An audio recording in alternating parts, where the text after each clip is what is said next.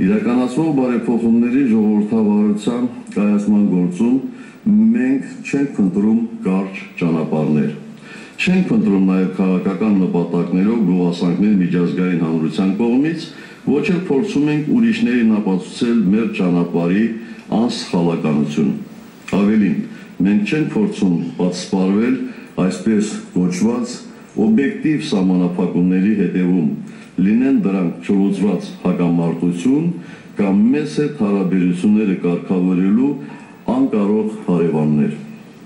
Համոզված եմ այնուամենայնիվ, որ վերջին հաշվով այն, ինչ մենք անում ենք այսօր, իսկապես մնայուն է։ Միևնույն ժամանակ ակնկալում ենք, որ թե խորհուրդը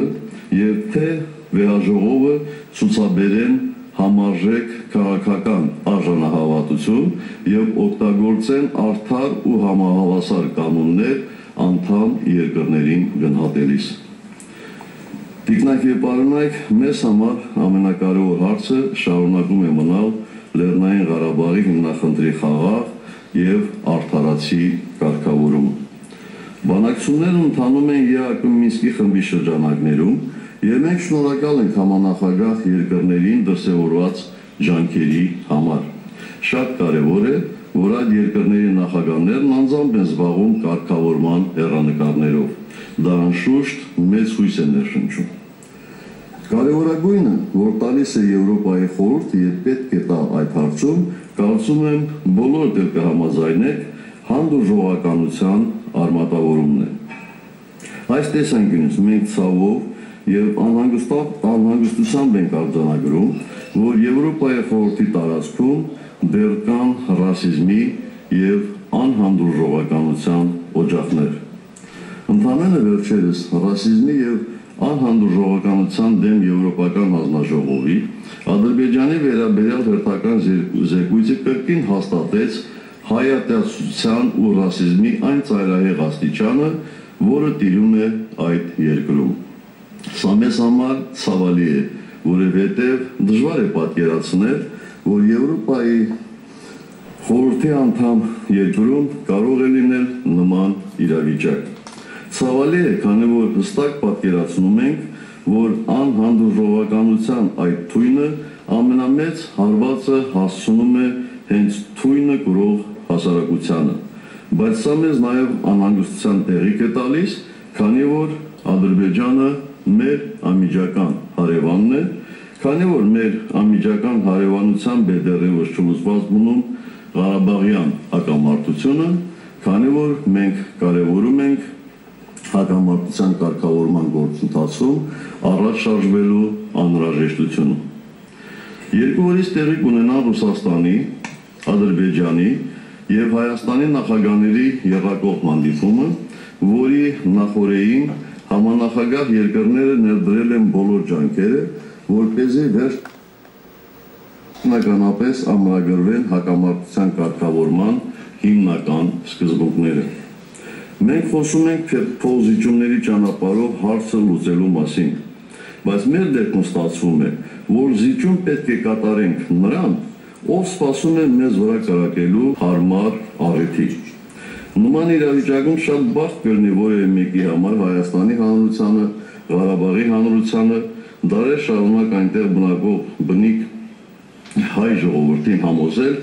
որ անհրաժեշտություն է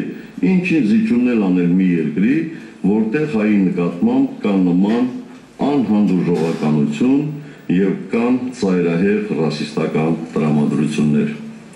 Անկամ այս պայմաններում մենք կարևորելով տարածաշրջանային կայունությունն ու զարգացումը, Հայաստանում, Լեռնային Ղարաբաղում եւ Ադրբեջանում մեծացող սերնդի անվտանգ ապագայի խնդիրը, ցուցաբերելով բարի կամք եւ կառուցողականություն, առաջընթացի ակնկալիքով ենք մեկնելու կազան։ Բայց իհարկե բոլորս պետք է հասկանանք, որ վերջնական պայմանավորվածությունների ձեռքբերումն ու դրանց լիարժեք իրականացումը հնարավոր է միայն, երբ վերանան հայատյացության ու ռասիզմի դրսևորումները Ադրբեջանում եւ ձևավորվի վստահության մթնոլորտ։ Բնականաբար չի կարող հարցականի տակ դրվել Ղարաբաղի ժողովրդի ազատ և անվտանգ ապրելու, իր հողի վրա սեփական ճակատագիրը ինքնուրույն տոնելու ի վերուստ տրված իրավունքը։ Այս առումով ինչ ակնկալիքներ կարող են լինել Եվրոպայի խորհրդից։ Առաջին հերթին չվնասել գործընթացը, ոչ լիարժեք տեղեկացված քննարկումները իրենց կարծաժամկետ ներազդեցությամբ կողմերին հնարավորություն են տալիս խուսանավելու ԵԱՀԿ Մինսկի խմբի ձևաչափի ներքո ընթացող բանակցությունների շրջանակում ձևավորվող երկարաժամկետ լուծումներից։ Վստահ եմ, որ Եվրոպայի խորհրդի խորհրդարանական վեհաժողովի մեր գործընկերների ճնշող մեծամասնությունը երբ արտահայտում կամ արտահայտելու է ցանկություն Ղարաբաղին առնչվող որևէ հարցի քննարկման կապակցությամբ, ապա դա արել, անում կամ անելու է սրտացավությունից և բարի կամքից ելնելով,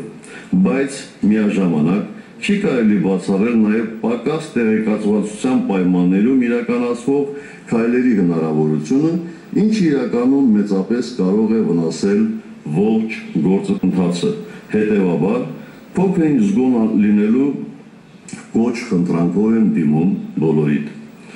և չվնասելը պետք է դառնա հիմնական ուղենիշ։ Իսկ հնարավոր է օգնել։ Իհարկե հնարավոր է։ Անկախ նրանից, թե ով ինչպես է պատկերացնում Ղարաբաղյան հակամարտության վերջնական կարգավորումը, մի բան հստակ է. Ղարաբաղը եղել է, կա և կմնա Եվրոպայի մաս։ Թեկուզ դեռ չճանաչված, բայց միևնույն է մաս։ Գիտակցում ենք արդյոք, որ Ղարաբաղի այսօրվա հանրությունը եվրոպական հանրության, եվրոպական ընտանիքի մասնիկ է, անկախ իր պետության քաղաքական կարգավիճակից։ Եվ ժամանակը չէ արդյոք, որ Եվրոպայի խորհուրդը ուղղակիորեն աշխատի Ղարաբաղի հետ, իր գործառույթների կարևորագույն դաշտով, մարդու իրավունքների պաշտպանություն, քաղաքացիական հասարակության ձևավորում,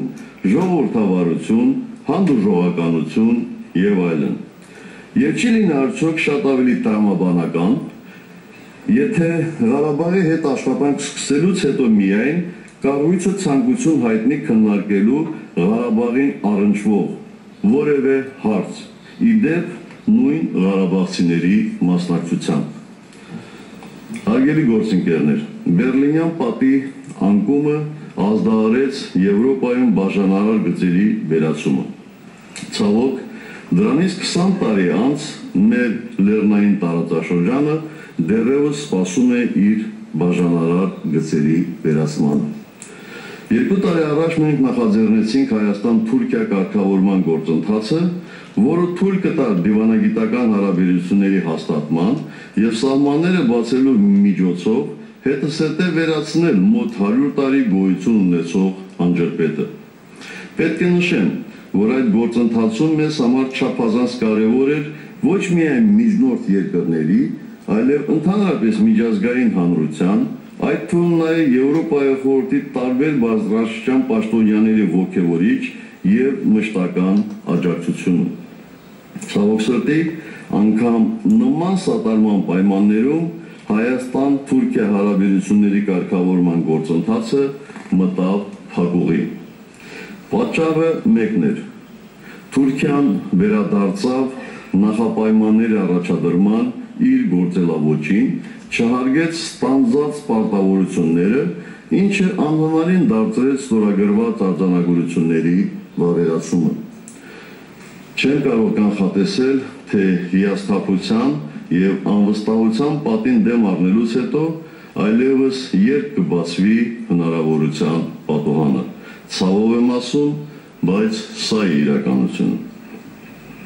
Կարևոր եմ համարում ևս մեկ անգամ ընդգծել, որ Հայաստանը նախաձեռնեց գործընթացը բարի նպատակներով, անցալով ազգերի և պետությունների խաղաղ գոյակցության 21-րդ դարի հրամայականին։ Եվ դա այն պայմաններում, երբ Օսմանյան կայսրությունում 1915 թվականին հայերի նկատմամբ իրագործած ցեղասպանությունը Թուրքիան առ այսօր ոչ միայն չի ճանաչել, այլև իրականացնում է բացահայտ ժխտման քաղաքականություն։ Մինչդեռ համայն հայությունը սպասում է համարժեք գնահատականի եւ այդ նպատակով այսօր ևս մեր ջանքերը, անխոս ջանքերը, լիահույս են նաեւ մարդկության դեմ հանցագործություններով մտահոգվածների ջանքերը ուղղված կլինեն հայոց ցեղասպանության միջազգային ճանաչմանը։ Այդուհանդերձ մենք պատրաստ ենք խնդիրները հաջորդ սերունդներին չթողնել։ Հայաստանի եւ Թուրքիայի միջև հարաբերությունների կարգավորումը կարևոր է ոչ միայն հայերի եւ թուրքերի համար, այլև տարածաշրջանում, կարծում եմ նաեւ ողջ Եվրոպայում խաղաղության, կայունության եւ համագործակցության մթնոլորտի հաստատման առումով։ Հայաստանի անօրինական շրջափակմանը պետք է վերջ դրվի։ Իգնակ եւ պարոնայք, ցանկանում եմ ավարտել խոսքս վերահաստատելով իմ խոր հավատը ընդհանուր, ընդգրկուն, խաղաղ եւ բարեկեցիկ Եվրոպայի ապագայի հանդեպ։ Եթե Եվրոպան գաղափար է, եթե Եվրոպան ընդհանուր արժեքային տարածք է, ապա դա այդպես է ողջ Եվրոպայում, Ատլանտյան օվկիանոսից մինչև Ուրալ եւ Անդին, առանց խմբային բաժանումների կամ մասնատման։ Եվրոպան չի կարող եւ չպետք է հանդուրժի նոր բաժանարարներ, անկախ նրանից դրանք շոշափելի են, թե ոչ։ Եվրոպայի խորհուրդը պետք է ծառայի որպես կարևոր քաղաքական հարթակ համաեվրոպական բովանդակալից բանավեճերի եւ Եվրոպայի միասնությունը խթանող հավաքական ջանքերի համար։ Դա է պարտադրում մեզ ապագա սերունդների առջև մեր պատասխանատվությունը։ Շնորհակալ եմ ուշադրության համար։ Thank you.